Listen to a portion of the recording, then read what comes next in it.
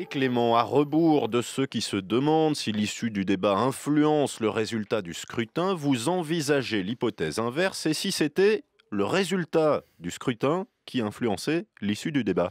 Le débat d'entre-deux tours, les deux finalistes de l'élection qui confrontent leurs meilleurs arguments et leurs pires roublardises dans un duel homérique avec à chaque fois cette même question: qui triomphera et qui mordra la poussière? Eh bien, figurez-vous que cette interrogation n'a rien d'évident, elle nous confronte à un problème rhétorique de fond. Comment déterminer le vainqueur d'une telle confrontation?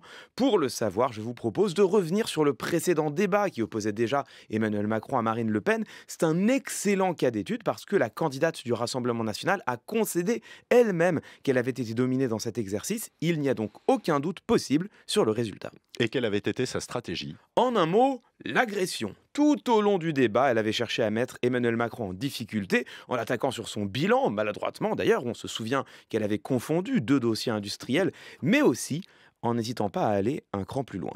L'enfant chéri du système et des élites, en réalité, a tombé le masque, Monsieur Macron. Voilà, c'est bien, je trouve que c'est utile. On a vu les choix que vous avez faits dans ce second tour, qui révèlent peut-être la froideur du banquier d'affaires que vous n'avez probablement jamais cessé d'être. Vous êtes à plat ventre en permanence devant l'Allemagne, devant les communautaristes, devant les puissances d'argent, devant les banques.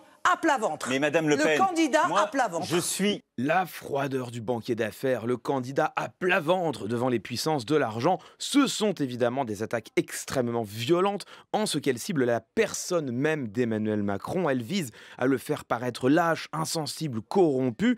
C'est ce que l'on appelle des attaques ad personam, des tentatives de disqualification de l'adversaire. Et ça n'était pas une stratégie gagnante? Non, absolument pas. Pour commencer, ces attaques ne fonctionnent que si l'adversaire encaisse sans répliquer, voire finit par s'effondrer. Or, écoutez comment Emmanuel Macron a réagi tout au long du débat.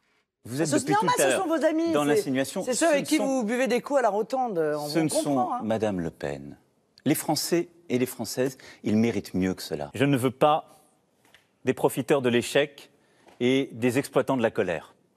La France mérite mieux que cela. C'est triste. Le pays mérite mieux. Mais nos concitoyens méritent mieux que ça. Ils méritent mieux que ça. Je le regrette, Madame Le Pen. La France mérite mieux que vous. Ici, nous venons d'entendre deux choses très différentes. D'abord, les Français méritent mieux que cela. C'est une stratégie élémentaire, dévoiler le procédé utilisé par l'adversaire afin de le dévitaliser, voire de le retourner contre lui. En l'occurrence, Emmanuel Macron se contente de souligner en une phrase que les attaques de Marine Le Pen ne sont pas du niveau d'un tel débat.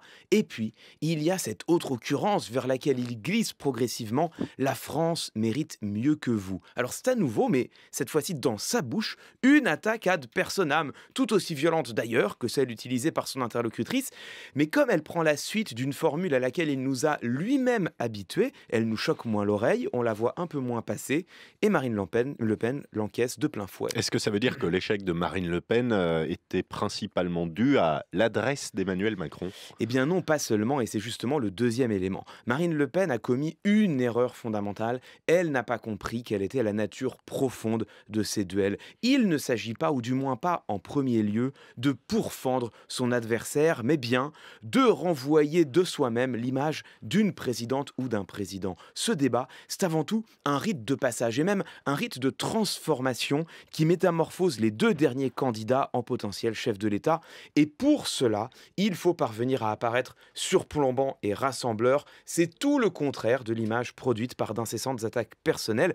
C'est donc la stratégie même choisie par Marine Le Pen qui l'a conduite au désastre de 2017. Aura-t-elle retenu la leçon cette année? Nous le découvrirons tout à l'heure. Mais j'aimerais vous laisser avec un dernier élément de réflexion. Dans l'immense majorité des cas, les deux candidats parviennent en fait à réaliser cette présidentialisation de leur image au cours de la soirée. Or, comme par hasard, c'est à chaque fois le vainqueur déclaré du débat qui remporte ensuite l'élection. Et ça nous amène à nous interroger, et si en fait c'était l'inverse?